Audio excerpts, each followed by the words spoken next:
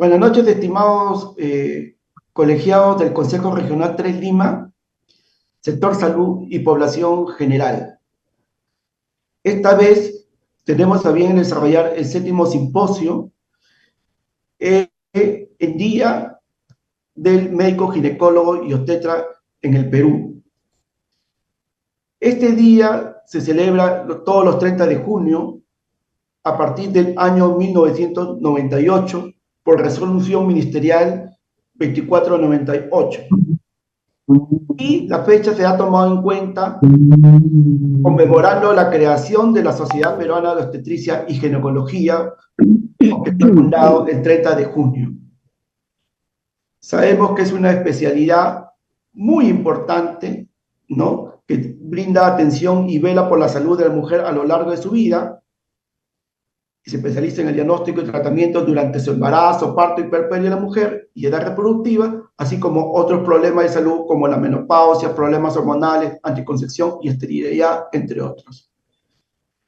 Agradecemos la presencia de un panel importante de expositores como el doctor Raúl Alegría Guerrero, el doctor Alfonso Villacorta Bazán, el doctor Pedro García Aparcana, y para dar apertura de este séptimo simposio, vamos a dar la palabra a la doctora Frida González Montufar, que viene liderando como decana del Consejo Regional 3 Lima y este conjunto de simposios, que también saludamos porque también ella es ginecostetra y, bueno, saludamos también en este día.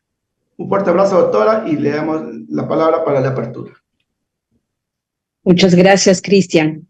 Buenas noches con todos ustedes, estimados colegas, estimados profesionales, expertos en la materia. Para mí es un gusto celebrar los 77 años de la fundación de la Sociedad Peruana de Obstetricia y Ginecología, una sociedad de mucha importancia, ya que se dedica al estudio de las enfermedades de todas las etapas de la mujer, desde que nacen hasta el final de sus días. Esto es una tarea muy importante que enfrenta el ginecostetra y la verdad, dentro de las actividades que se viene desarrollando, como ustedes verán, ya estamos en el séptimo simposio de estas actividades, que es de mucha importancia para todos nuestros colegiados que deberían estar en la educación médica continua. Yo les agradezco bastante la participación a todos los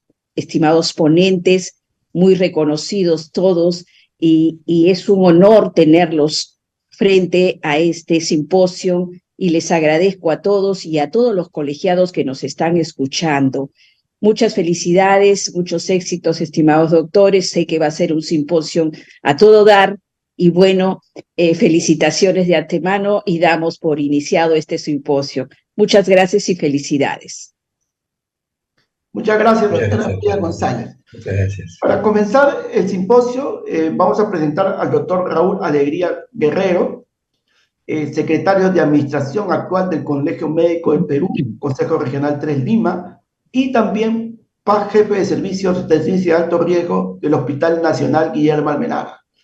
Él va a desarrollar el tema Estrategias para disminuir la muerte materna. Bienvenido, doctor, y muchas gracias por su presentación. Muchas gracias, doctor Cristian. Gracias también a la doctora Frida González por su palabra de bienvenida a este simposio. No sé si pueden ver mi presentación. Sí, sí se logra ver. Sí se logra ver, doctor. Ya, correcto. Muy bien. Vamos a tocar las estrategias para disminuir la muerte materna. Y vamos a dar unas palabras en términos generales a la importancia o por qué la muerte materna es considerada como un indicador que pone a un país en una situación de un país desarrollado, porque hay organizaciones que están midiendo este indicador, y uno de estos, digamos, es la Organización de Naciones Unidas, que dentro de lo que es su estrategia, en este caso hasta el 2030, pone como objetivo 3 garantizar una vida sana y promover el bienestar en todas las edades, como meta 3.1, reducción de la tasa de muerte materna y dentro de esta meta, reducción de los casos de morbilidad materna extrema. Entre otros, como por ejemplo la disminución de la eh, muerte neonatal y de la muerte infantil, así como también incluido en esta lámina la, eh, el deseo de la Organización Panamericana de la Salud y de la Organización Mundial de la Salud de disminuir al mínimo la deficiencia de hierro para proteger el cerebro fetal y de esta manera entonces poner a los países en una situación mejor en cuanto a la salud materna y perinatal. Este es un esquema de la ONU, la Organización de Naciones Unidas, digamos, son los objetivos, y en el tercer objetivo, como ustedes pueden ver, lo he mencionado, es una vida saludable para las personas, entre ellas esa unidad materno-perinatal.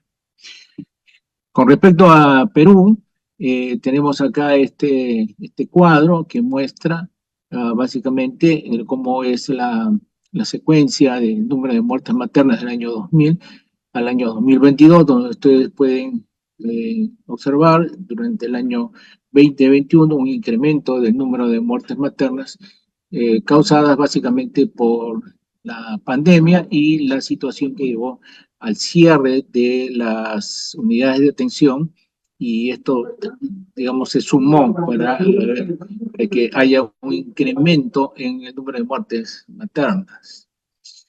Este esquema es simplemente para que vean en las barras rojas las muertes maternas durante los 2 primeros meses, durante las primeras semanas después de iniciada la pandemia, y como la vacuna ya hizo que se redujera el número de muertes maternas por COVID.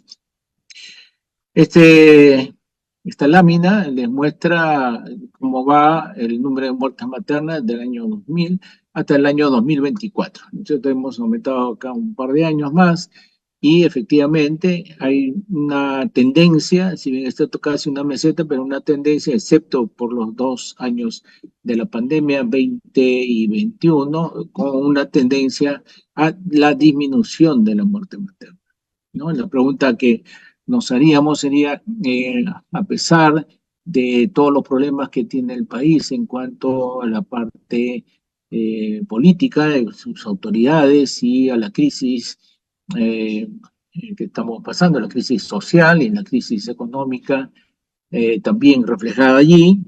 Hemos estado en recesión nada más el año pasado y ahora en este momento estamos saliendo recién de la recesión. A pesar de eso, el número de muertes maternas a lo largo de los últimos 24 años se ha felizmente reducido. Las dos grandes instituciones públicas, el Ministerio de Salud y el Salud, miden con bastante, digamos, prolijidad el número de muertes maternas en sus instituciones. En rojo podemos ver el número de muertes maternas en salud, y aquí en plomo la parte, o sea, la línea, ¿no? La curva de el número de muertes, ¿no? Que las barritas rojas un poquito que enmascara, pero cuando le ponemos la línea vemos que no está tan bien este aspecto como parecería cuando comparamos con el número de muertes del Ministerio de Salud. Sin embargo, la línea de tendencia del Ministerio de Salud está mucho más, digamos, inclinada hacia la baja que la misma o la propia curva de salud. Es una cosa que quería recalcar.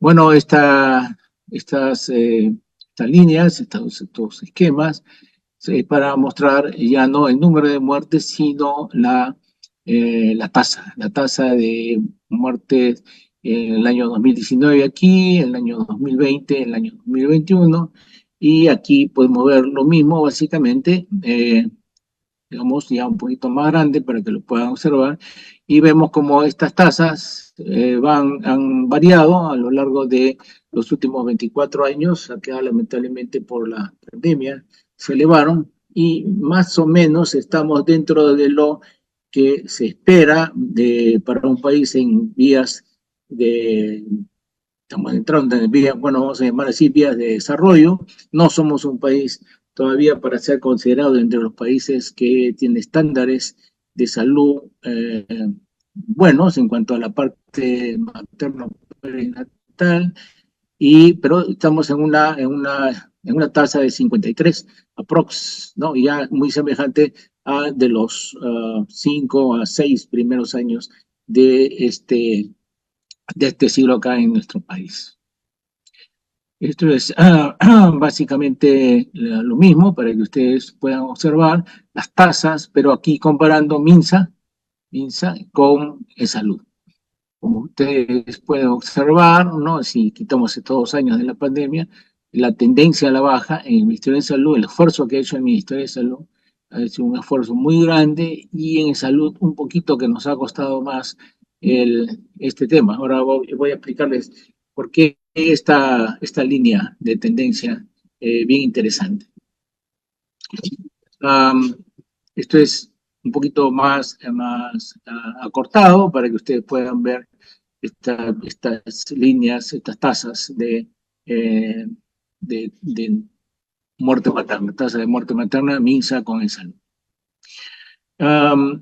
Otro tema cuando se analiza muerte materna es las causas. Las causas de muerte materna están asociadas a, como ustedes pueden ver acá, según la Oficina de Epidemiología del CDC de Perú, hemorragia obstétrica ocupa digamos, un espacio importante todavía, los trastornos hipertensivos del embarazo a continuación, y las causas indirectas en general como país. Cuando esto lo observamos en salud, vemos que, digamos, esto cambia un poco, ¿no? La epidemiología cambia un poco. Para salud, las causas de muerte indirectas tienen un peso mucho mayor comparado con preeclampsia y hemorragia, fundamentalmente. Entonces, esto también hay que, digamos, verlo objetivamente, analizarlo, y lógicamente que las estrategias para disminuir muerte materna, dependiendo de la capacidad resolutiva de tanto de las unidades de atención materna perinatal del Ministerio de Salud con respecto a salud, también tiene que ser observado. Digamos, la epidemiología es evidentemente distinta, ¿no? Hay varias causas que uno podría asumir en este sentido. No me voy a explayar en ese punto específicamente, porque ya eso ameritaría otro tipo de exposición. Sin embargo, siguiendo con este análisis, el momento de la muerte materna básicamente es el puerperio. Ahora, esto también sería conveniente analizar muy detenidamente por qué la muerte materna se produce más en el puerperio. Es decir, esto podría interpretarse como que efectivamente se detecta la causa que está llevando a un deterioro rápido de la salud de la madre, es llevada a un hospital, y allí, digamos, muchas veces se llega a salvar al bebé mediante una intervención quirúrgica o necesaria de emergencia, y la madre, por el deterioro, la situación avanzada, el deterioro de salud de la madre, fallece, ¿no? Entonces, ese sería un modo de explicar este cuadro. Por otro lado, cuando hablamos de la causa de muerte básica en salud, entonces tenemos que, efectivamente, como ustedes han visto en el cuadro anterior, las complicaciones no estéticas o de causa indirecta representan para nosotros un grupo importante de causas que tenemos que, dentro de la estrategia, también, digamos, combatir. Y esto es una torta como para que ustedes puedan observar efectivamente que en salud, básicamente las causas indirectas y directas, dependiendo de los años de evaluación, casi están 50-50 y en algunos casos las causas indirectas superan a las causas directamente relacionadas con cuestiones del embarazo, estrictamente. Dentro de las causas de muerte materna directas, la hemorragia es evidentemente una de los factores altamente asociados a muerte y en nuestra institución altamente asociado al acretismo placentario. Y cuando se analizan las demoras en salud, bueno, hay un análisis en el que básicamente hay una demora en recibir el cuidado final, ¿no? Entonces, digamos, esto también explica un poco, está en relación básicamente a la muerte en hospital, en la parte del puerperio. Y esto también amerita un análisis más detenido de por qué sucede esto.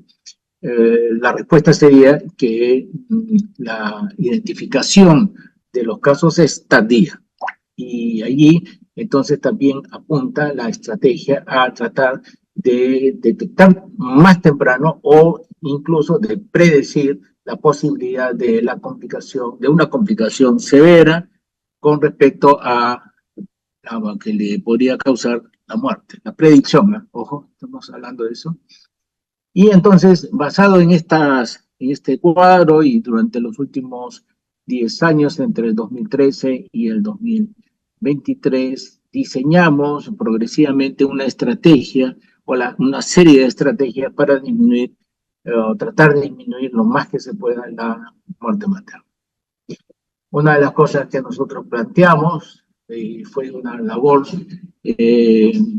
muy loable de los ginecólogos, de los médicos ginecólogos, de la red prestacional Menara, se diseñó un plan radar, un plan de detección de causas relacionadas a morbilidad y a mortalidad materna para mejorar, ¿qué cosa? Para mejorar el proceso de referencia y contrarreferencia en la red prestacional Menara. Ese es básicamente el objetivo. Dentro de la identificación de las causas asociadas a morbilidad y a muerte materna, para nosotros, los adolescentes y también para el Ministerio de Salud, tengo entendido, es una causa importante de complicación de estas mujeres jóvenes. La preeclampsia es constante, básicamente alrededor del 15 al 17% de los casos que vienen al servicio obstetricio de alto riesgo, que es un hospital de referencia, casi constante, entre 15 y 17%, está dentro de los rangos internacionales. Y lo llamativo es que también cuando se hace la disquisición con preeclampsia estrictamente se mantiene alrededor del 14% y en forma constante desde el año 2018, como se muestra hasta el 2022, acá básicamente, en los últimos años.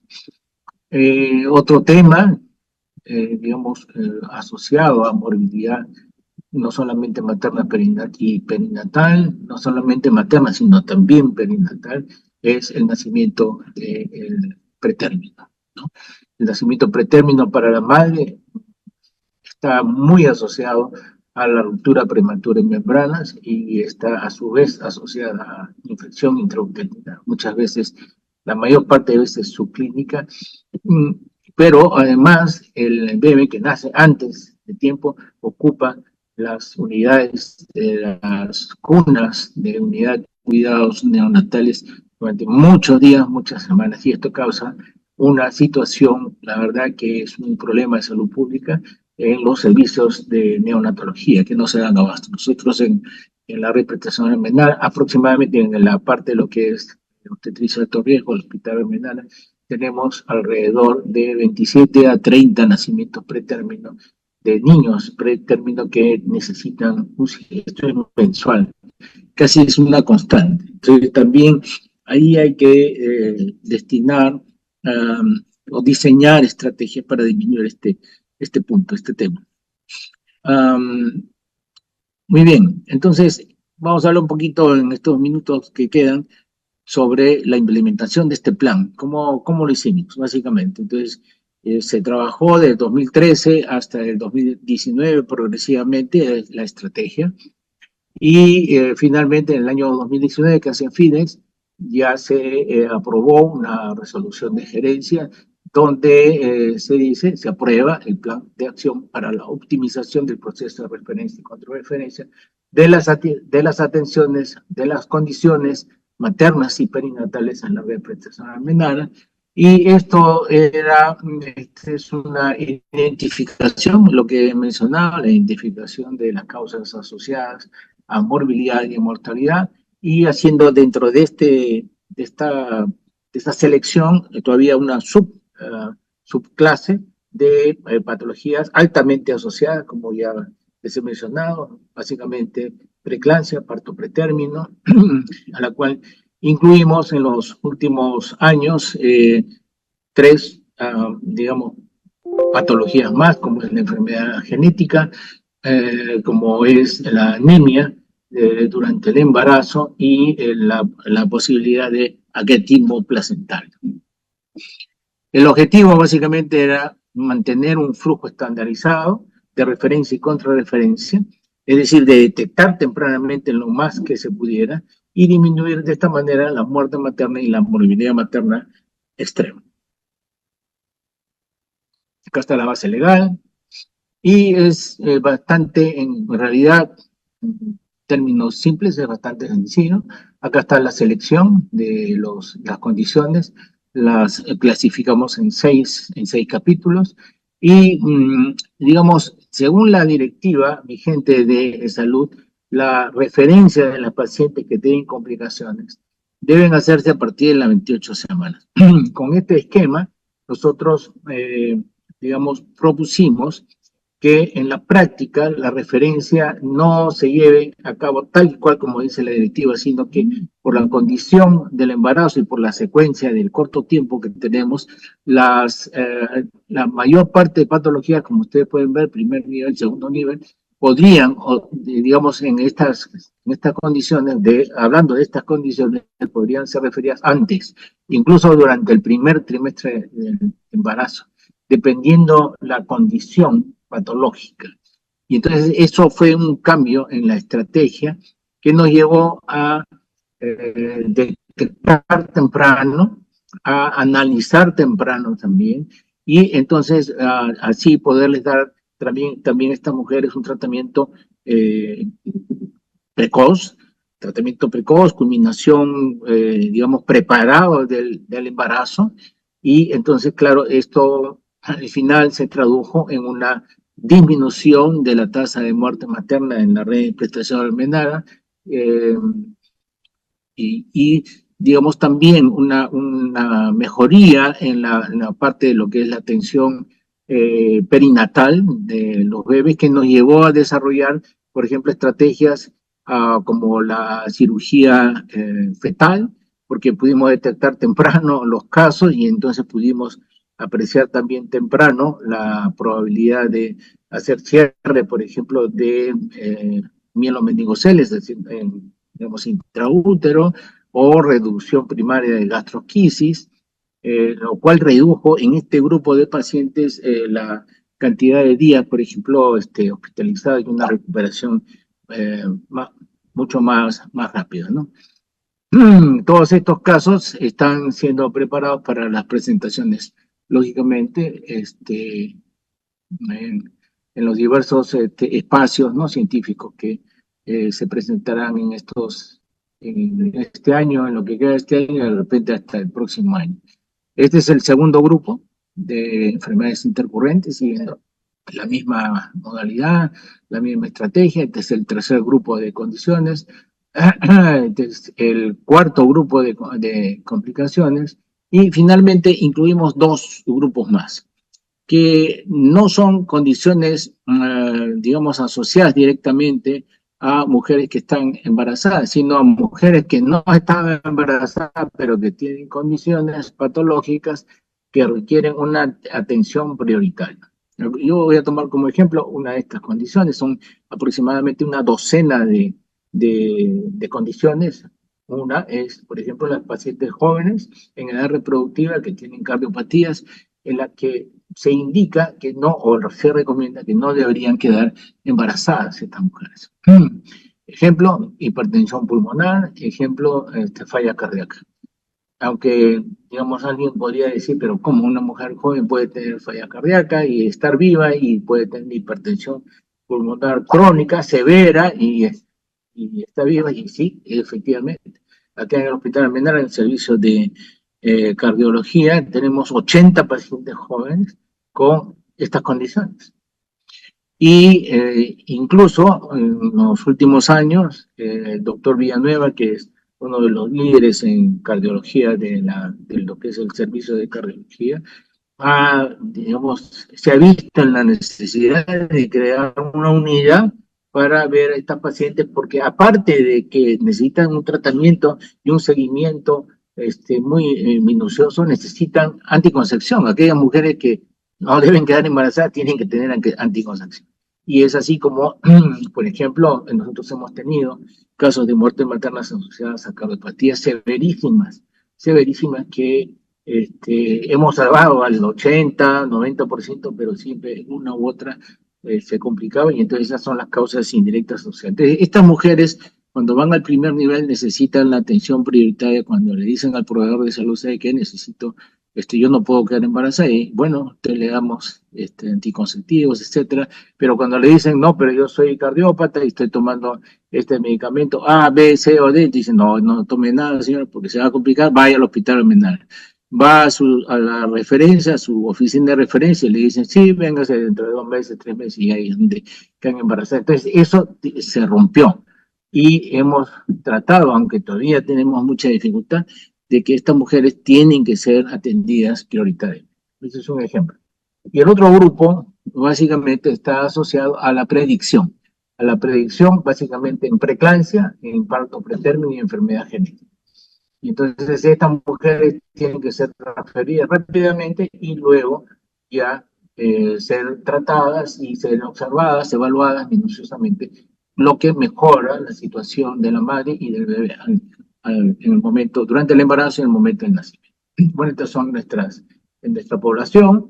Tenemos aproximadamente 400.000 mujeres en edad reproductiva y, digamos, ya durante la pandemia del año 2020-2021 estábamos listos para, digamos, proponer una calculadora, como hay calculador, pues esta es una calculadora con datos de pacientes peruanas de la red de Nara, diseñada de acuerdo a nuestras necesidades, de acuerdo a nuestras capacidades también.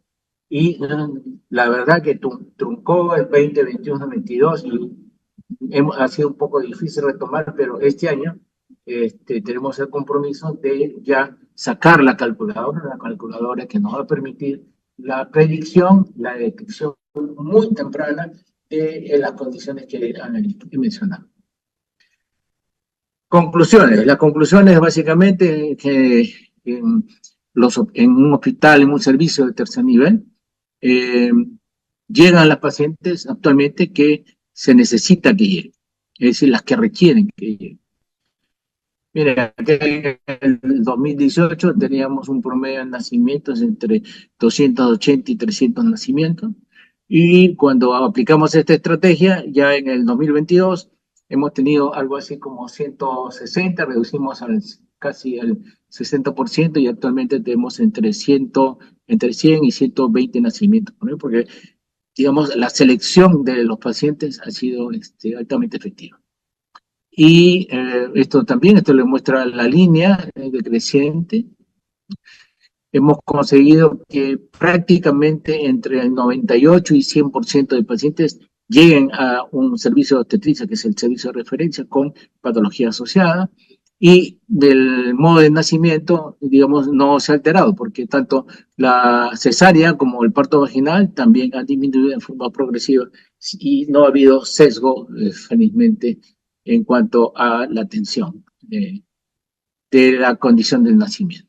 Muy bien, entonces eso es lo que les quería mostrar. Más bien, muchas gracias por la invitación y aquí lo dejamos. Gracias, Cristian. Voy a dejar de compartir. Muchas gracias, doctor Raúl Alegría Guerrero, jefe de servicio de obstetricia de alto riesgo del Hospital Nacional Guillermo Almenara y secretario de Administración del Colegio Médico del Perú, Consejo Regional 3 Lima, por su brillante exposición pues, sobre estrategias para disminuir la muerte materna, ¿no? Esa estrategia que ha diseñado usted y también ha aplicado en la red Almenara, ¿no? En el salud. Muy bien, muchas gracias por compartir su importante experiencia.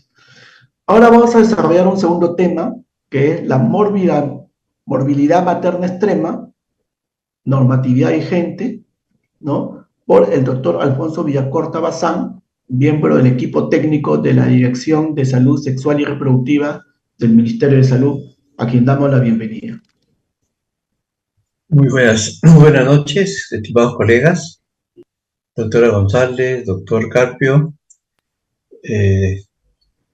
colegas todos, amigos del panel. Quería tratar una de las estrategias que son muy importantes y a las cuales se le está dando valga la redundancia, una importancia superlativa, a raíz de que, si bien es cierto, las muertes maternas han comenzado a disminuir en el mundo, sin embargo, todavía son en números altos de muerte materna. Y dentro de estos procesos, la morbilidad materna extrema es uno de los aspectos que nos ayuda mucho a poder evitar que muchas de estas mujeres lleguen a morir. Perdón, tengo un pequeño problema, voy a...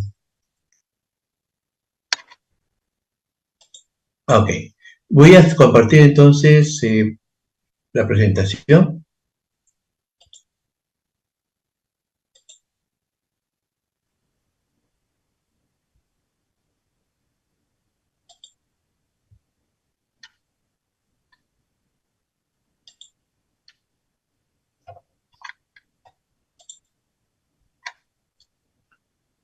Sí se visualiza, doctor.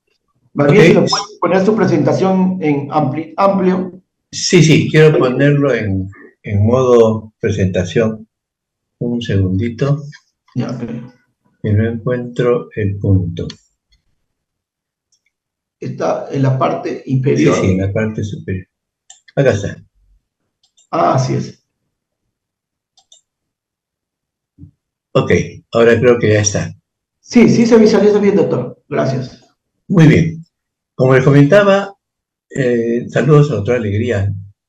Como les comentaba, la morbilidad materna extrema va a ser uno de los temas sobre los cuales vamos a incidir mucho en el trabajo que hacemos en el Ministerio en los próximos años, debido a que, de alguna manera, tenemos opciones de poder ayudar a que estas pacientes que llegan a un hospital en estado crítico puedan, de alguna manera, recibir un apoyo adicional.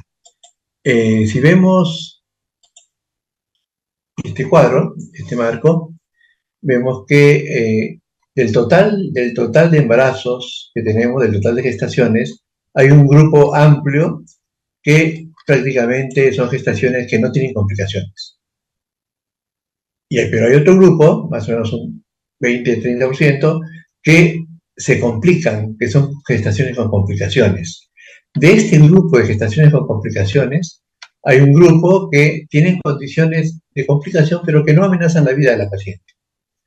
Otras que tienen condiciones que potencialmente amenazan la vida de la paciente, y dentro de este grupo hay un pequeño grupo que tiene condiciones que sí amenazan su vida.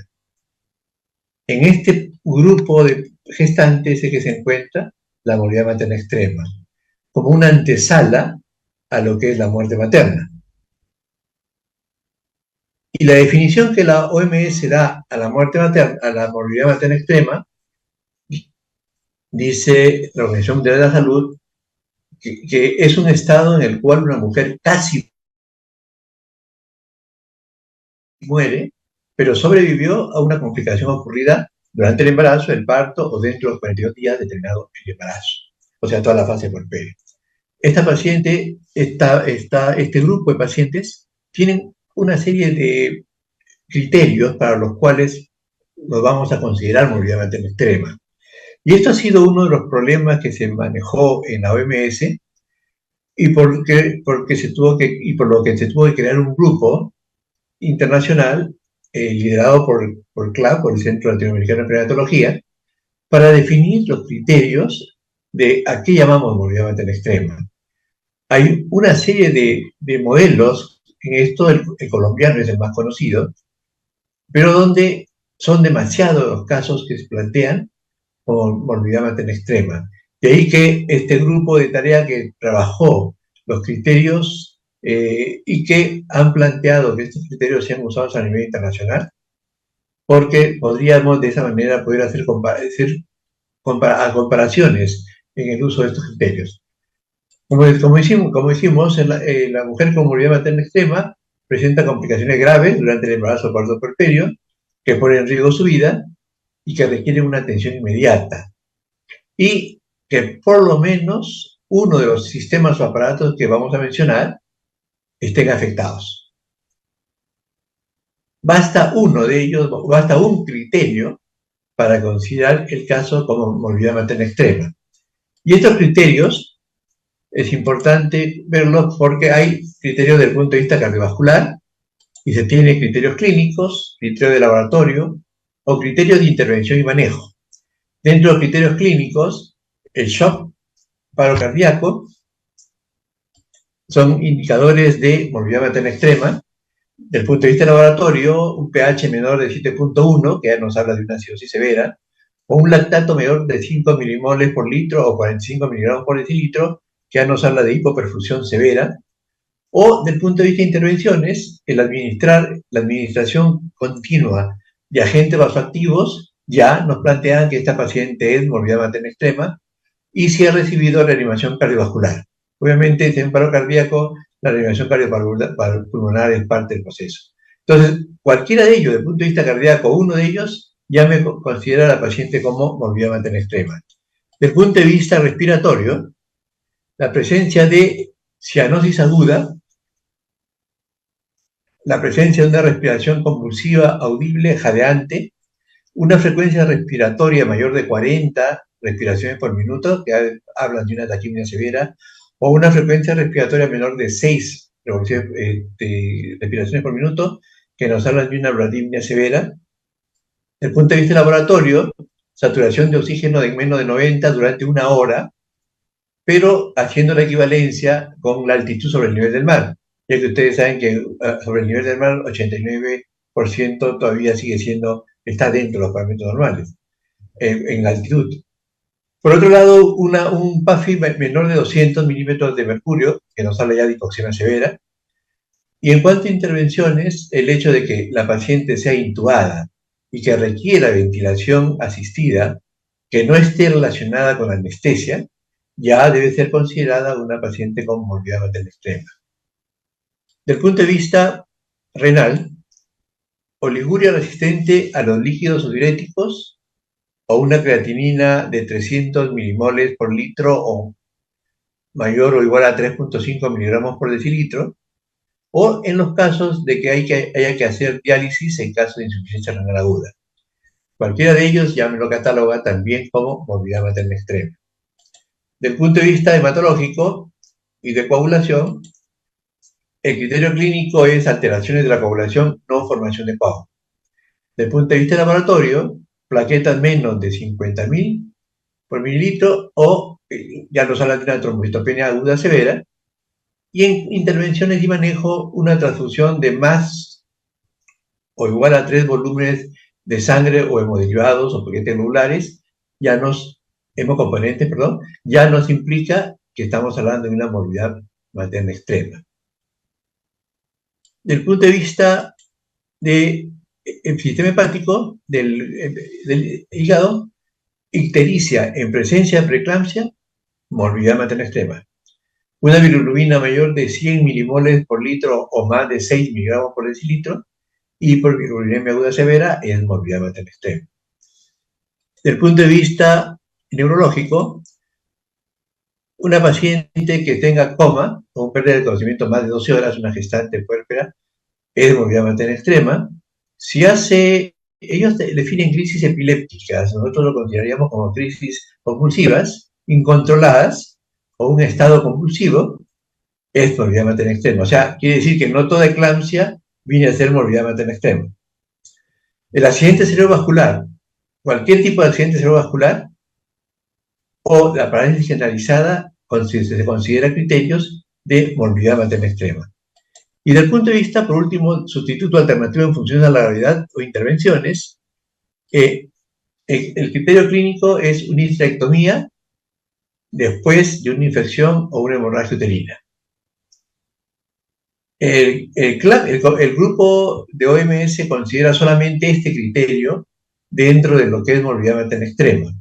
Nosotros aquí en el país hemos adicionado que también se va a considerar morbilidad materna extrema cuando hay otras cirugías o intervenciones diferentes a la cesárea asociadas a las complicaciones presentadas en el brazo, ya sea una laparotomía por ruptura hepática, ya sea el uso de que se haga una craneotomía por una hemorragia por gel, ya sea que se use una bolsa de Bogotá por un síndrome compartimental, por algún factor que esté relacionado con el embarazo, el parto o el puerperio, implica esto ya una morbilidad materna extrema. Y en esto diferimos un poquito de la norma que tiene el CDC y de la norma internacional.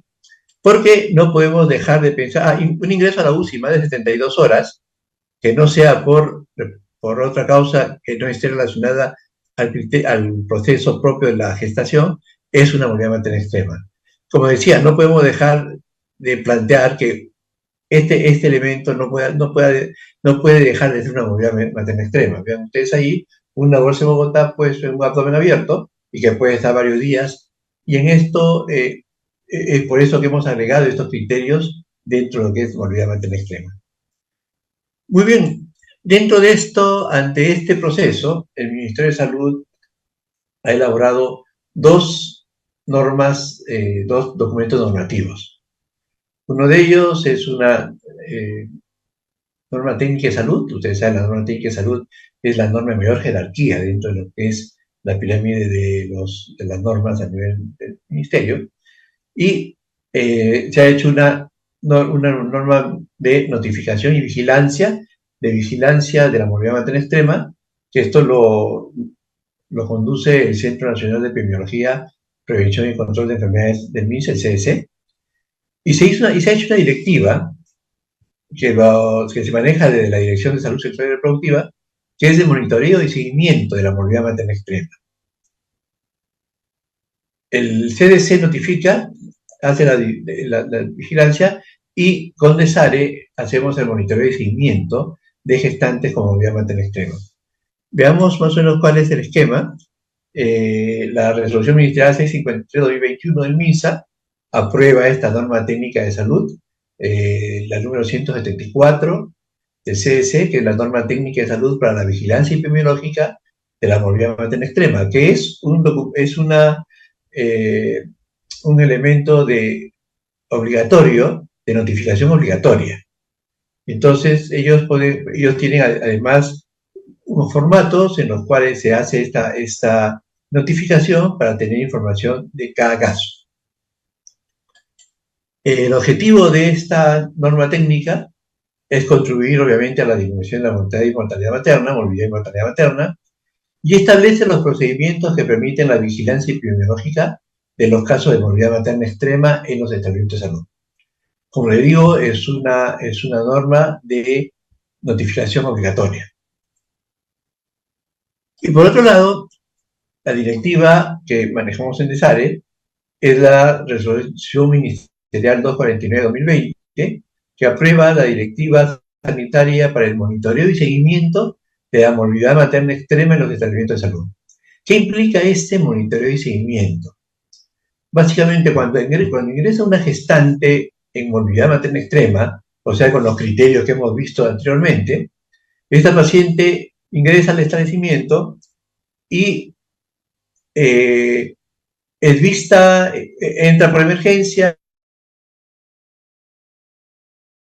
se evalúa a la paciente, se activa la clave, ya sea clave roja, azul, amarilla, y se define el manejo inicial y se determina si es un caso de morbilidad materna extrema o no, de acuerdo a los parámetros que hemos visto. Una vez que se determina, obviamente se inicia tratamiento inmediato y se notifica.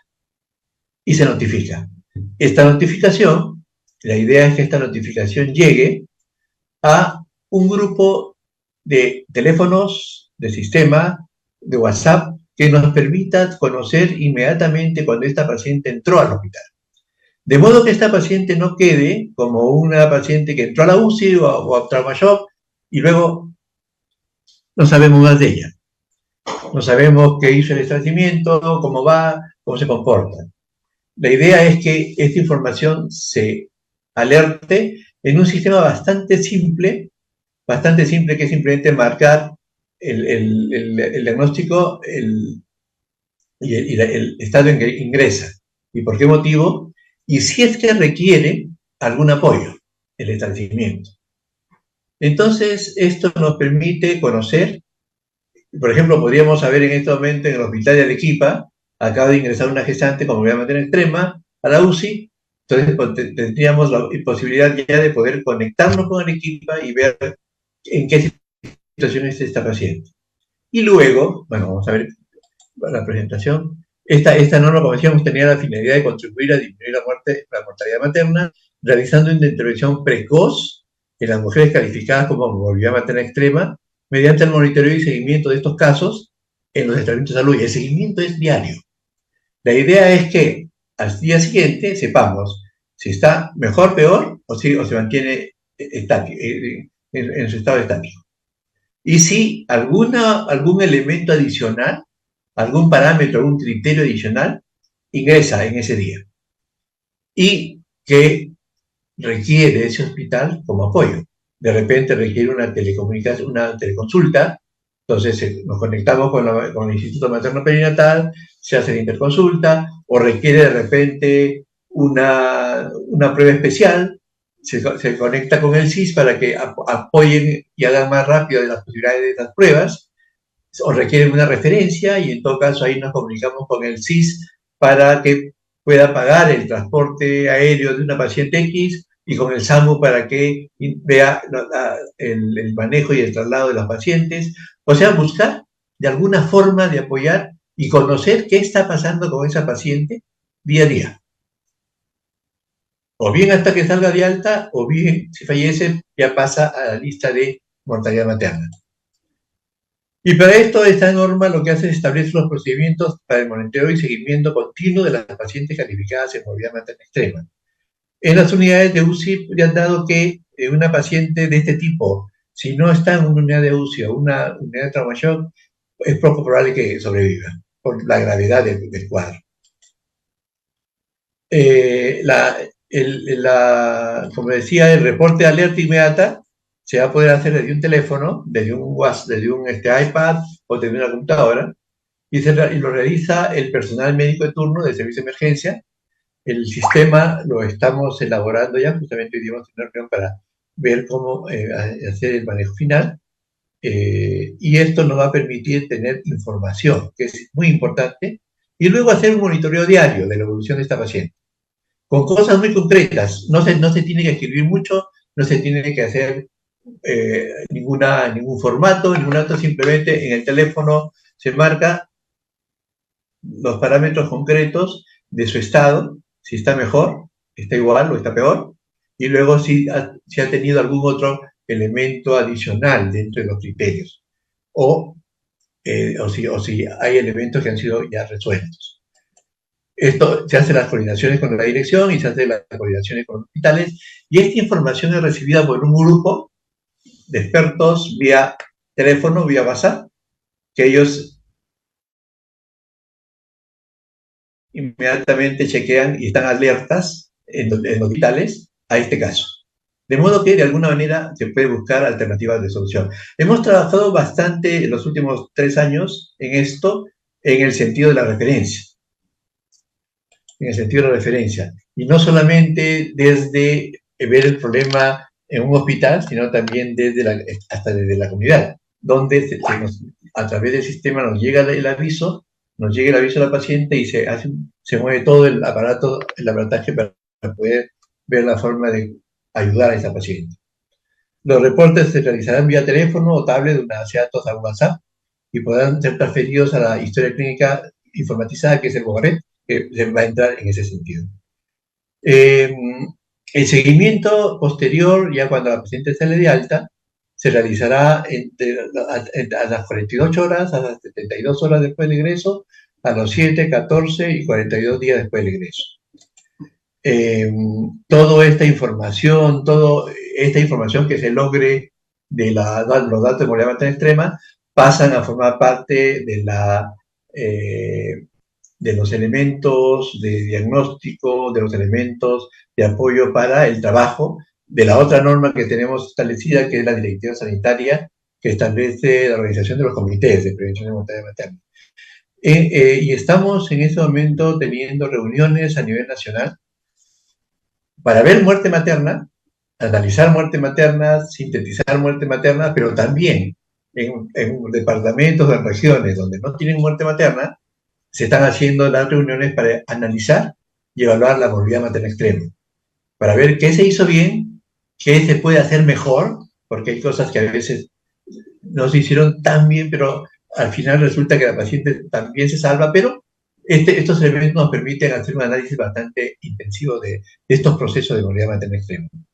Y como decía, hemos estado trabajando muy fuertemente en lo que es la referencia, y esto en conexión con las Fuerzas Armadas, la FAP, la policía, el ejército, y se ha podido hacer este tipo de traslados de estos casos, de estos pacientes críticos, como le digo, con el financiamiento del SIS y con el apoyo de SAMU como parte importante de este proceso.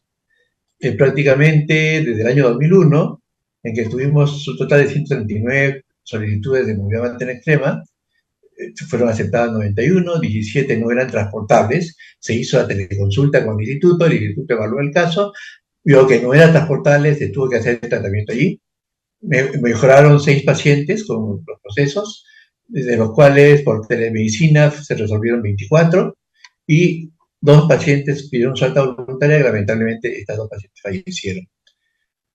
Igual el año 2022 se tuvo una cantidad parecida, aún a pesar de que ya saliendo ya del COVID, y el año 2023 subimos hasta junio 89 pacientes de referencia, estamos actualizando la base de datos al momento.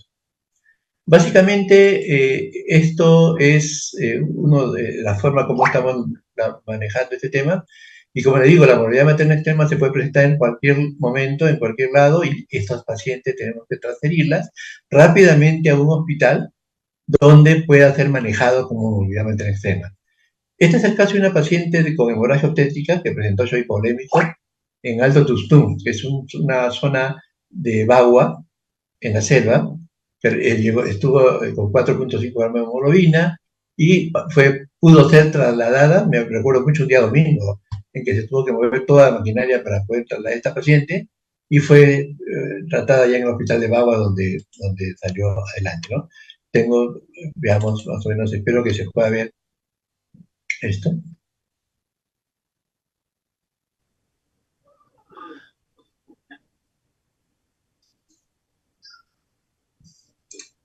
Esto ocurrió un domingo de la mañana, nos fuimos de acuerdo rápidamente con la región Amazonas, con las Fuerzas Armadas, se movió SIS, se movió SAMU, y se pudo tener la opción de poder, a esta paciente que había estado en shock hipovolémico, obviamente se ha capacitado previamente al personal de estas zonas para que usen las 2 vías con los fluidos requeridos, el manejo de la parte inicial del tratamiento, y y se pudo movilizar este tipo de recursos que nos ayudan mucho en estos casos para salvar casos críticos.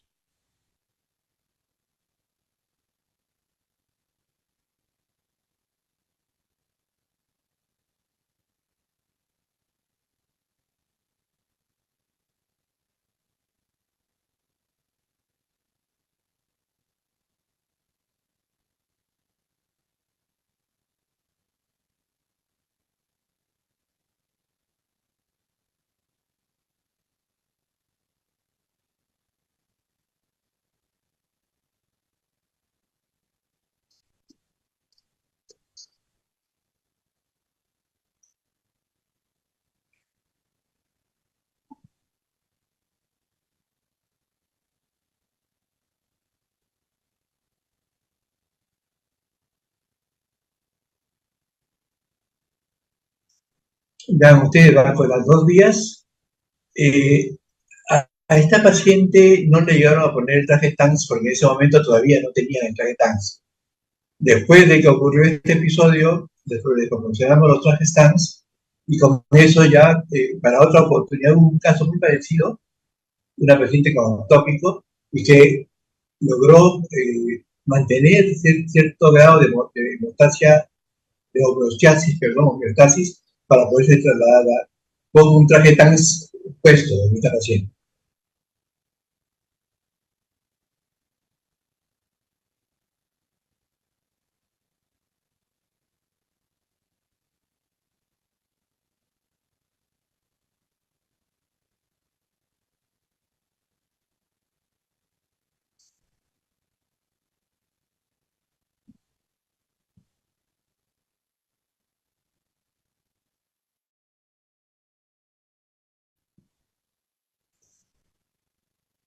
Eso quería mostrarles dentro de este proceso normativo en el que está trabajando el Ministerio de Salud. Muchas gracias.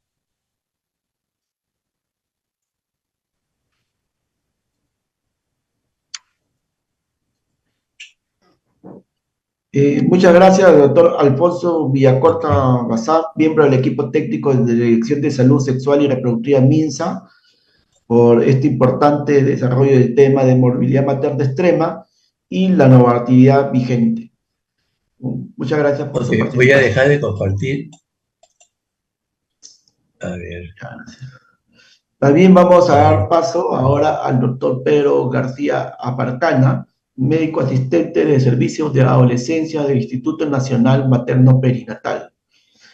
El doctor va a desarrollar el tema embarazo en adolescencia, realidad biopsicosocial, en particular la experiencia del Instituto Nacional Materno Perinatal. Doctor, ¿compartimos sus diapositivas o usted lo puede compartir de ahí? Faltaría su audio, ratita. A ver, vamos a hacer un poquito técnico. Hola, ¿ahora sí? Sí, se te escucha, doctor. Ya, ponga las diapositivas, póngalas usted, se le mandé. Ya, por favor. Perfecto. Vamos a compartir sus diapositivas. Ya. Se logra visualizar, ¿no? Sí, perfecto. Ya. Listo, estamos a sus órdenes. Buenas noches con todos los colegas. Gracias por la oportunidad en primer lugar.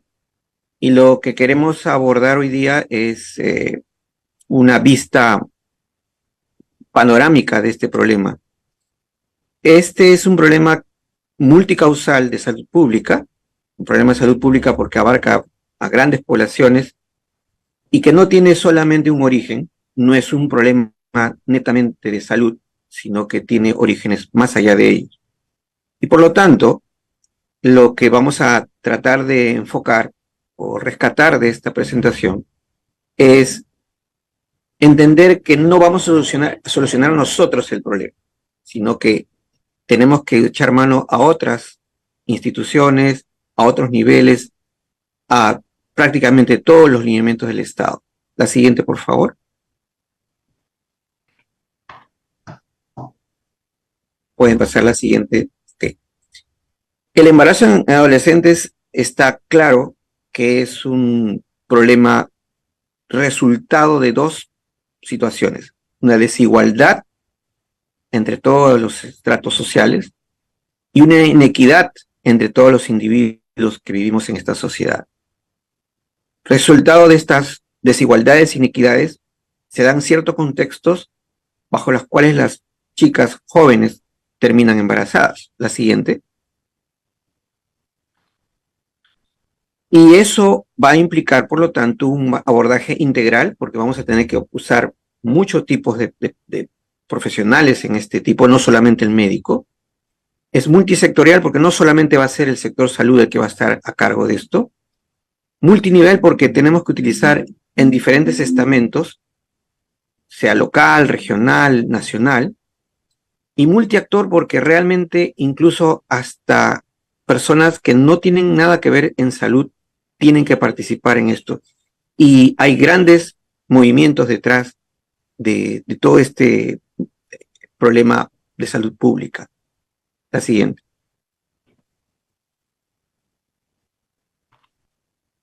La siguiente, por favor. Sí, estoy tratando de... A ver.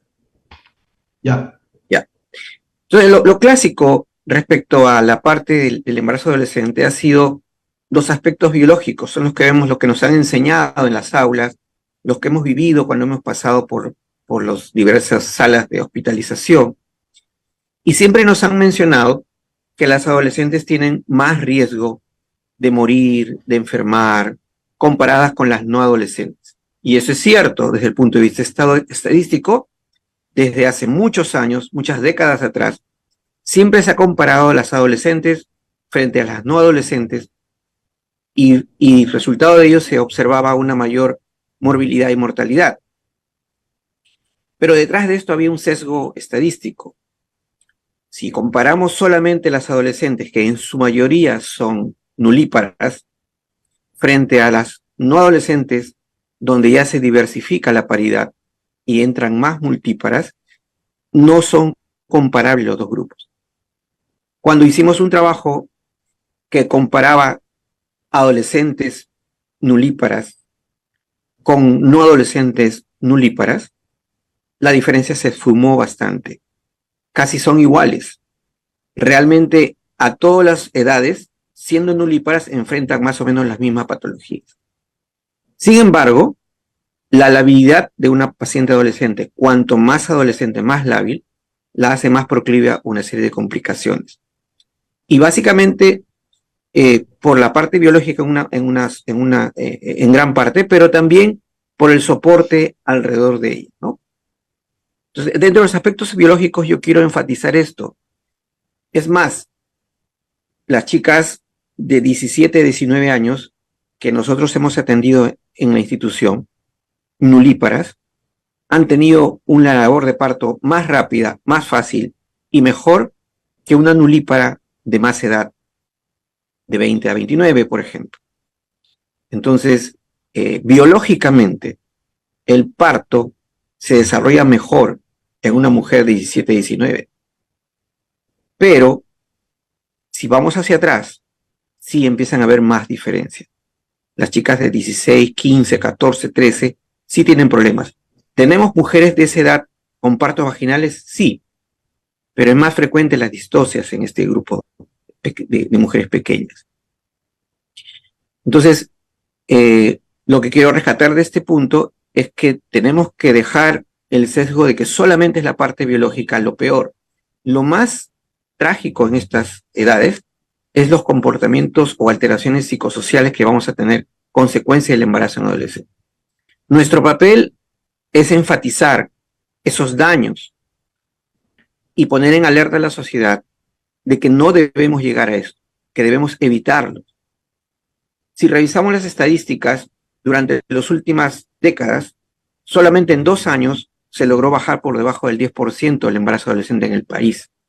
En el resto de los años, siempre se ha mantenido entre el 10 y el 15%, 10 y 15%, a pesar de inyectar una serie de medidas, de variables económicas, de impulsos generadores de cambio y una serie de cosas que se ha hecho desde el ente rector, no se ha logrado una baja sustancial. Ha habido muchos avances, es cierto.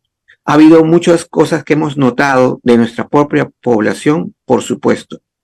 Pero también es cierto que la geografía nos juega un rol muy importante en poder mejorar estas problemáticas.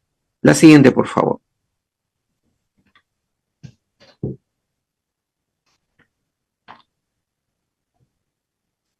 La que viene.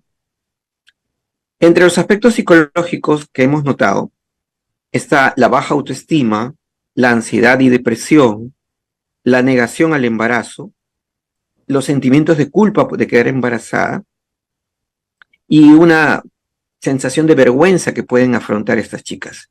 Estos aspectos psicológicos son primordiales cuanto más pequeñas son. Dentro de nuestra institución es muy conocido la actividad que tiene preponderante para ayudarnos en el trabajo. La médico psiquiatra, la doctora Rondón, que deben conocerla muchos de ustedes, y que estipula grandes cambios en la biología del cerebro de estas niñas y que les deja una huella permanente cuando el embarazo en ellas es no deseado. De nuestra estadística, lo que podemos decir es que las niñas que hemos tenido de 9 años, de 10 años, de 11 años, esas niñas casi siempre son producto de violencia sexual. Algunas llegan tarde y simplemente les atendemos el parto. Pero otro grupo, dada las nueva normativa que hemos estado trabajando, han solicitado la interrupción voluntaria del embarazo. Y es así como deben haber ustedes notado por grandes noticias en los diferentes medios de comunicación que hemos enfrentado pacientes con violaciones de 10 años, de 11 años, y que han sido interrumpidas y que las hemos hecho nosotros en la institución, dada la normativa que nos respalda en este aspecto. Cosa que en otros países ya está estipulado como ley, no como aquí que estamos amparados en una normativa del ministerio, pero que todavía bajo el aspecto legal es un poquito, digamos así, dificultoso para algunos de nosotros comprender que no se puede estipular como una normativa nacional. Este daño psicológico entonces es permanente y puede inducir incluso al suicidio. El riesgo alto de que una niña bajo depresión severa pueda llegar a suicidio. Y en eso se basan las interrupciones, muchas veces. Otras son pacientes que de poca edad presentan malformaciones incompatibles con la vida del bebé y que va a ser innecesario el progreso de ese embarazo a largo plazo. La siguiente, por favor. El otro aspecto es el aspecto social.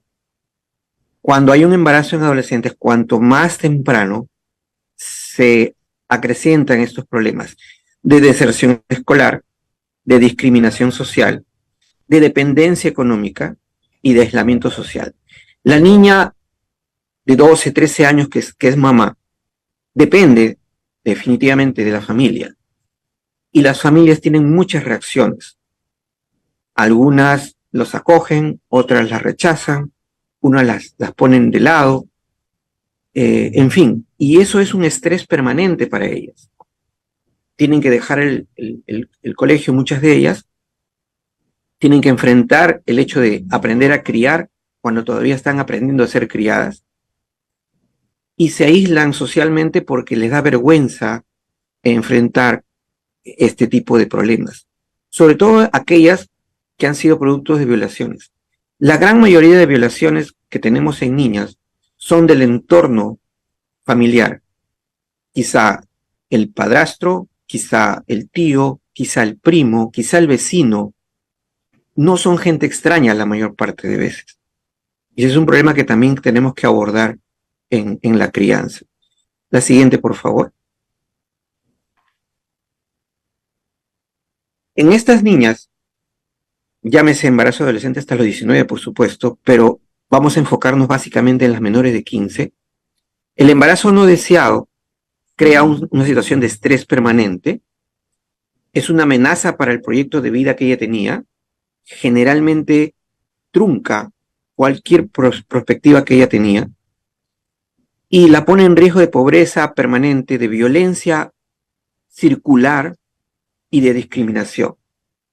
Muchas de estas chicas no acusan, no demandan ayuda, simplemente las familias las acogen y continúan.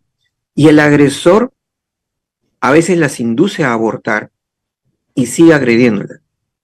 O el agresor permanece allí y bajo el estigma de querer hacerle daño al resto de la familia, ella calla. Y todo esto lo vemos en todos los casos que vemos a diario. De tal manera que eso escapa a la parte de salud que podemos darle nosotros. El siguiente, por favor. Y hay un grupo pequeño de embarazo, sobre todo en las niñas más grandes, llámese las 17, 18, 19, que sí quieren embarazarse muchas veces. Conversamos muchas veces con estas chicas y les preguntamos ¿por qué no usas un anticonceptivo? No, es que yo quiero tener un hijo, estoy enamorada, quiero a mi pareja y le quiero dar un bebé. Y esas son las palabras que textualmente usan, porque las entrevistamos nosotros a todas ellas. Y si bien lo quieren, lo desean, lo reciben, tanto ella como su pareja, esto de todas maneras crea la necesidad de adaptación de ella, su entorno, que sea la familia y todo el aspecto social para poder manejar ese tema. Implica que la organización familiar cambie, requieren más espacio, más insumos, más ingreso, y no necesariamente estas parejas jóvenes tienen la posibilidad de tener algo de dinero adicional. Y después aún tienen las complicaciones del proceso de convivencia, porque muchas de ellas, como les mencioné, las de más edad sobre todo, sí desean tener un embarazo e intentan convivir, pero recién se dan cuenta que la convivencia es diferente a la no convivencia cuando están enamoradas. Y vienen los problemas de crianza, las desavenencias y muchas veces la separación, y eso agrava aún más la crisis con el producto, que es finalmente el bebé el que va a sufrir. Entonces, yo lo que quiero enfatizar es que el embarazo en adolescentes tiene matices según las edades dentro de la misma adolescencia. Punto 1. Punto 2, que algunas son definitivamente no deseados. Y hay un grupo minoritario que sí desea su embarazo. En este grupo que no es deseado, tiene implicancias severas desde el punto de vista biológico, desde el punto de vista social y desde el punto de vista psicológico. Muy severas, que marcan su vida y que no va a haber retroceso. Y que si no estamos atentos, la vamos a entregar a una perpetuación de estos problemas en casa. A veces las niñas son violadas, amenazadas, embarazadas, les hacen abortar, las vuelven a embarazar y el agresor vive con ellas, ¿no? Entonces, muchos actores de diferentes sectores tienen que estar alertas, la parte educativa, la parte de apoyo de salud sexual, salud reproductiva, y que tienen que lidiar con esto. No basta con solamente una charlita, una explicación, el conocimiento, sino que tiene que haber todo un entorno que les permita crecer armoniosamente. Y eso lamentablemente es cultura de sociedad. Si la sociedad está mal como sociedad, y lo estamos, es difícil que podamos revertir este problema. Vamos a seguir con el problema. Nosotros vamos a seguir tratando de remediar, de salvar situaciones. Pero el problema sustancial, que es construir una sociedad sana, una sociedad que pueda preservar la salud de este grupo de niñas, es lo que necesitamos. Y eso no está solamente en manos de la parte del sector salud. fundamentalmente está en el resto de los sistemas, de la convivencia sana que puede tener, de las oportunidades que pueden tener. Y ahí viene el problema de la primera diapositiva. La desigualdad y la inequidad es la raíz de todo esto. Quiero concluir esta presentación corta, breve. Trato de hacerla concisa porque sé que la hora también es fastidiosa. Quiero llamar a que nosotros seamos abanderados, sí, del manejo, y lo tratamos de hacer en la institución, pero no con el sentimiento de solamente curar, sino de darle información para que todo el resto de la sociedad mire este problema desde otra óptica, no desde la óptica curativa, del que yo te voy a apoyar, del que yo te voy a dar, que te voy a sacar de este problema, dándote, qué sé yo, cualquier otra cosa monetaria o física, sino que el problema está en la niñez, en las familias, en la base del inicio de la formación de las familias, donde es imprescindible la calidad de crianza que pueden dar los padres. Si no hay esa calidad, los niños no van a crecer en una buena armonía, van a entrar en los problemas sociales que ya conocemos y terminan en este problema de embarazo en adolescentes. Muchas gracias.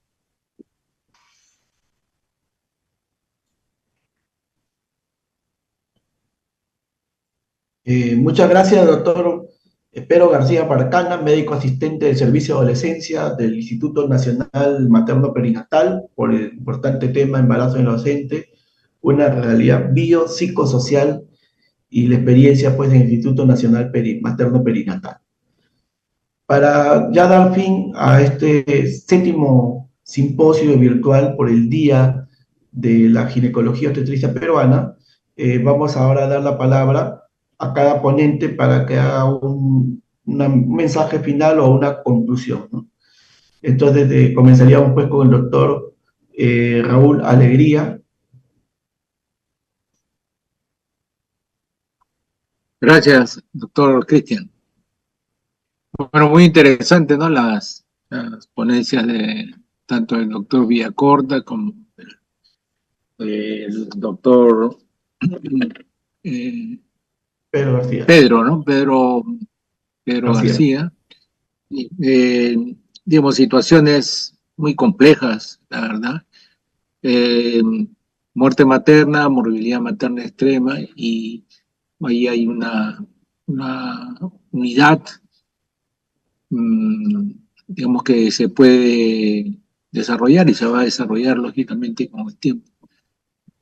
Estamos en la etapa de que antes solamente analizábamos las muertes, y al disminuir la muerte materna estamos analizando ahora la morbilidad materna extrema, es decir, las que no mueren, pero que casi estuvieron a punto de fallecer, y eso nos puede dar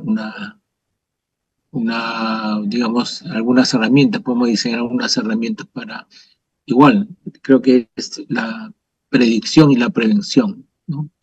El doctor Villacorta nos mostró que hay problemas en mucha parte del país con respecto al traslado de la paciente, ¿no? Y la detección y el traslado. Entonces, es un problema muy grave, difícil resolver por la parte de salud, ¿no? Las carreteras no están en manos, o sea, el diseño de las carreteras, de las vías de comunicación, no están en manos del Ministerio de Salud, sino del Ministerio de Transportes, del Ministerio de Economía. Entonces ahí la salud se vuelve más una pluralidad, ¿no?, de intervenciones políticas, en realidad. Y bueno, para finalizar, yo quería hacer un comentario sobre el embarazo del adolescente, como ha dicho el doctor ponente. Muy bien, digamos, no es estrictamente un problema médico, lo vemos como un problema médico porque hay complicaciones en estas niñas que las puede llevar a la muerte inclusive, pero el problema es, digamos, por qué una adolescente queda embarazada. Tenemos las noticias de que más de 500 casos de violaciones de las niñas de la selva en las poblaciones de Sayacú fueron, digamos, no son tomadas por el Estado, ¿no? El Ministerio de Salud ha tomado hace años conocimiento de las violaciones de profesores y, digamos, hay un mínimo de profesores sancionados. Entonces también hay una dejadez del Estado para atacar este problema. Entonces, es una situación compleja, la verdad, ¿no? Nosotros en la parte de lo que es salud, hacemos lo que podemos, diseñamos nuestra estrategia para atender mejor a las mujeres, pero hay cosas que escapan de nuestras manos. La salud es un tema sumamente complejo. Bueno, ese es un comentario que quería hacer al final. Muchas gracias, doctor Alegría. Ahora le damos la palabra al doctor Alfonso Villacorta Bazán, miembro del equipo técnico de la Dirección de Salud y Sexual y Reproductiva PINSA, para que haga su comentario o conclusión final.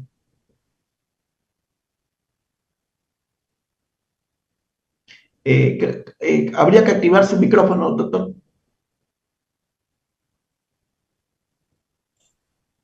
Ok, ahora sí. Sí, como decía doctora Alegría, el tema de mortalidad materna es un problema bastante crítico todavía en el país. Si bien hemos estado disminuyendo paulatinamente, aún las cifras son elevadas. Aún tenemos que poner mucho empeño en que esto se reduzca más. Estamos iniciando la elaboración de un plan nacional multisectorial de reducción de mortalidad materna 2025-2030. Este plan, vamos a tener ya pronto las reuniones con salud dentro del sector, pero también con los otros sectores, porque la mortalidad materna no es solamente un problema de salud. La mortalidad materna está muy ligada a un grupo amplio de determinantes sociales que tienen que ver con vivienda, con alimentación, con educación, con una serie de elementos que son fundamentales dentro del manejo de este problema de mortalidad materna. De ahí que en el Ministerio ya hemos iniciado ya la elaboración de este documento. Esperamos tener pronto un primer documento para poder, en base a esto, reunirnos con el sector mismo, con los grupos del sector y también con los otros sectores, donde está vivienda, el Ministerio de la Mujer, está incluso justicia, porque hay muchas leyes que son muy nocivas hacia la gestante, en los términos de su descanso, etc. Una serie de elementos que son importantes dentro de lo que es la temática